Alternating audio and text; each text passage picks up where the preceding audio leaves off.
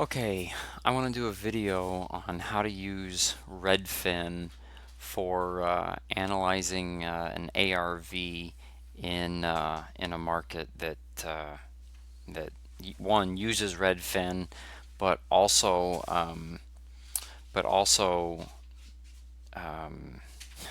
uses Redfin, but also a market that you don't have access to the MLS or something else. So I got this lead on a property. It's um, 7 oh, 747 High Point Ridge Road, Franklin, Tennessee. Very first thing I do is I throw this thing into Google, and I want to see where it's at. So so I can see Highway 96 is right here. Waddell Hollow. It's interesting. I got this lead. I'm in Indiana, and I used to live in Franklin, Tennessee. And sure enough, I had a friend that lived like right here, or right here on Waddell Hollow. So it's kind of cool to see a house so close. But okay, so I kind of just get a general feel for the area um, from Google Maps. So once I do that, then what I do is I will, once I get a reference of where it's at, then I will go to redfin.com,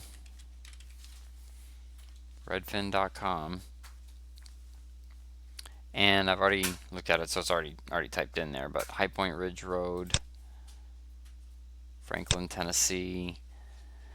So this is the house. Now this is an off-market sale, and anyway, so it's it doesn't have many pictures. It just has a picture from Google Streets. So very first thing I can do is I can look at what the metrics are up here. So Redfin has an estimate of 570, 421. That's what they think its ARV is. Looks like the last sold price was probably just for the lot, and then they built on it.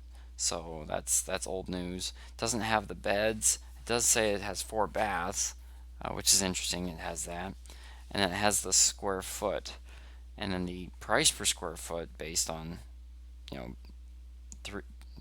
3,500 square feet times 163 gets us to the 570. But I don't always valid I I don't always use I don't use this. I don't trust that number initially. I always want to make sure that's accurate. So I want to show how to do that, how we actually check and make sure that number, what is the ARV for this property. So if I scroll down, there's a couple of maps. They've got this map here that they try to do some automatic comparables, and I'm sure that there's a great way to use that. I don't know how to do that. This is what I like to do. I like to come down here under this map, and it shows the lot and shows the creek, and it shows around, and you can zoom in and out. Well, then what I can do is I can click here and click Map Nearby Homes for Sale.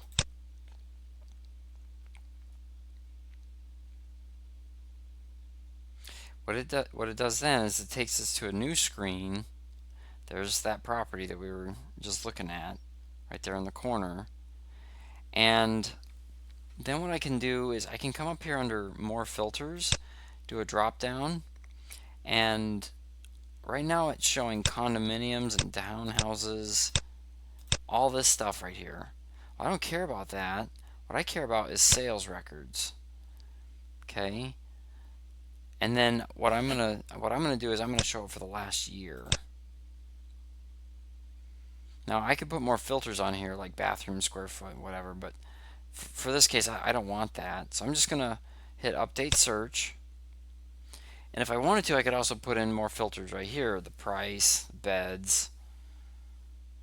Yeah, but that's not exactly what I want to do.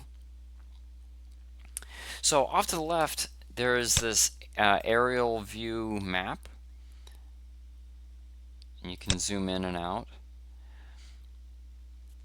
And from this map, I then can see other homes that have sold based on these filters.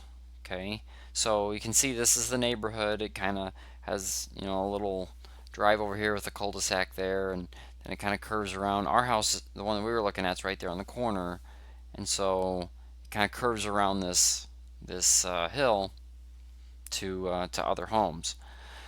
So you might be thinking like, well, this is the same as Zillow. The advantage here with Redfin though is everything that you really need to see is right here on this screen. You don't have to go to other screens in order to figure things out. So right off the bat, I mean, we can see we've got something that's 9.8 million, something way over here, all these over here, but that's across Highway 96. What I really care about are the homes in its neighborhood. So I'm gonna, it's interesting. This kind of looks like an ear. Huh, that's funny. Okay, so what I'm gonna do is I'm gonna zoom in just to that neighborhood. And as I zoom in, the homes that are seen right here are also listed in this table off to the right. And as I hover over a particular property, it it will then go red in the map. So that 525, this one, when I come over here and hover over it here, it's red on the map. Okay, so right here off the bat, right here, I can see what it's sold for. Well, this is an active listing, it's green, but if it's blue, it means it's sold in the past year based on our filter. This is the price it sold for, beds, bathrooms, square feet, but this is the money maker. This is the time saver. It tells us what the price per square foot is right here. Okay, so just in this view, I can click on, or I'm over here and I can see all the average price per square foot. Or I can see the price per square foot, and then down below it will give me my average. So it's saying the average of what we're looking at right here is 143 bucks a square foot. Okay, so the best thing to do when you look at comps is you want to see the pictures of what we're looking at. So this is the closest one to the property we're looking at. If I click on it here, or if I click on it here, this screen will change. This screen then tells me when it's sold. If it's a sold comp, which it is. So it's sold 6/15 of 16. So it sold almost a year ago. So it's kind of old, but I mean it's still within the past year.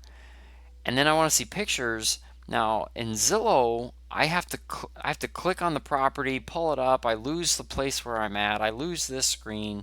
But here, if I just click on this side, I can go through the pictures right on the same screen.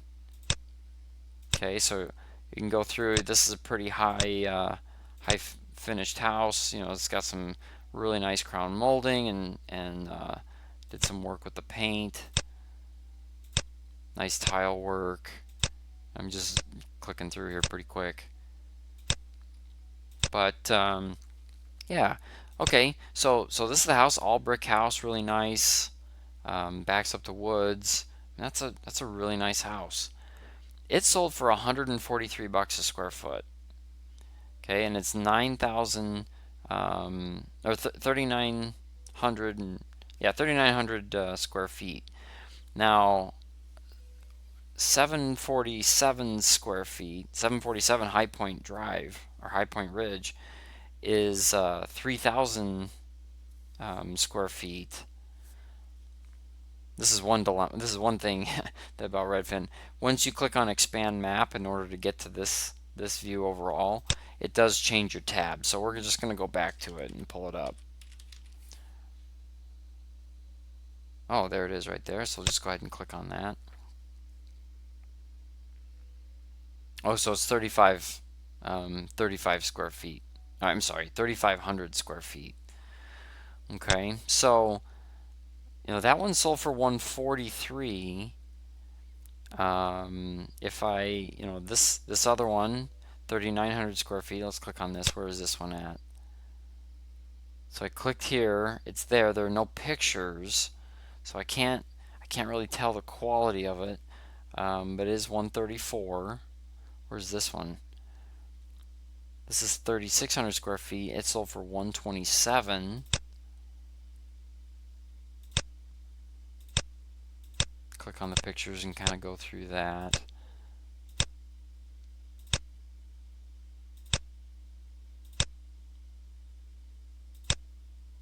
Now, if you want to see them bigger, if you double click on this, it'll pull up the whole sheet. But then you lose this view here.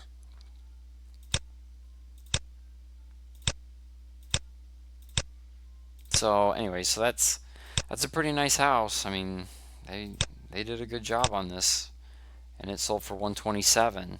So if we take all of these and we average them out, Redfin says it's 143, 143 bucks a square foot.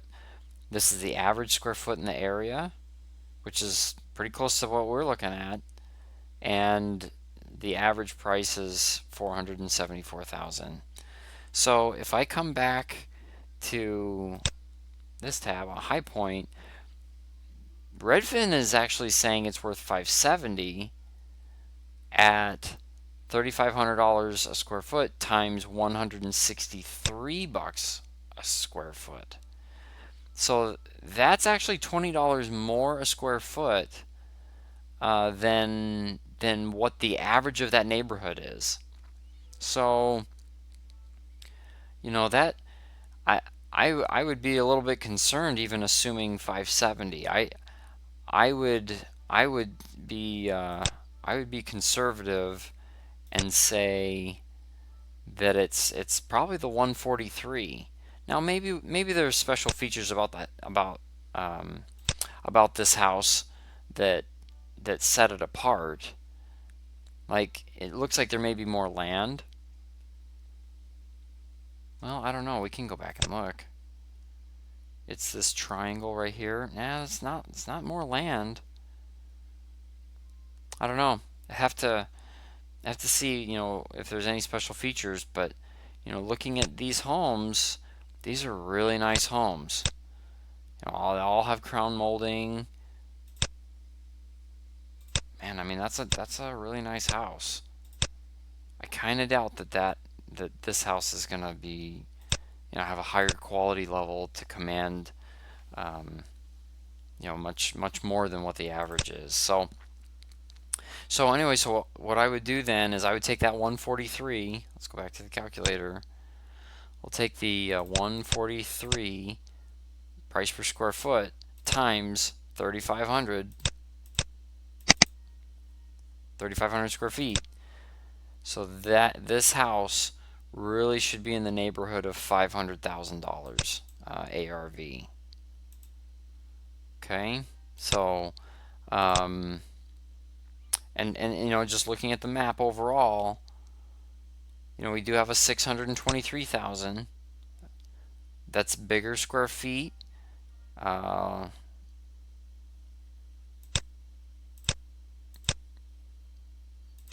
It's higher on the hill. I don't know if that matters, but I mean it's pretty nicely finished.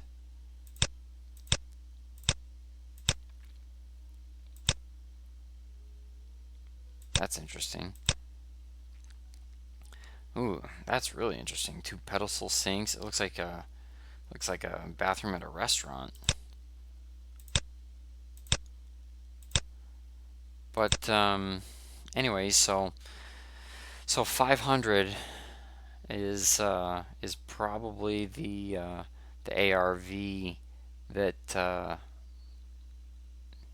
it feels like it could go more, but mathematically, that's what it comes to. So if it feels like it could be more, you probably just need to look at the features of the property. That is there anything that sets it apart of more value than these other properties, and kind of make a judgment call from there. But without seeing much more, the ARV that I would stick with would be 3,500 times 3,500 square feet times 143 bucks a square foot, and it's right around that $500,000 mark.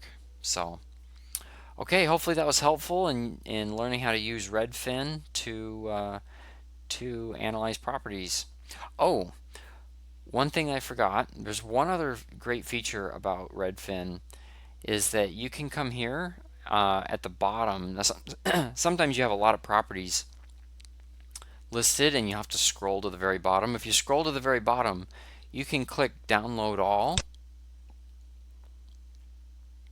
and it will download these into a CSV file in Excel. in Excel. And then if you want to play with the data, if you're a data junkie like I am, you can play with the data in Microsoft Excel right here. They even give you the latitude and longitude of each home. So you can, if you're good with your trigonometry and surveying, you can you can actually measure the distance between your subject property to all of these. But nonetheless, you can still play with it in Excel. So it's a great tool. So okay, with that, that is how you can utilize Redfin in order to analyze a property's ARV.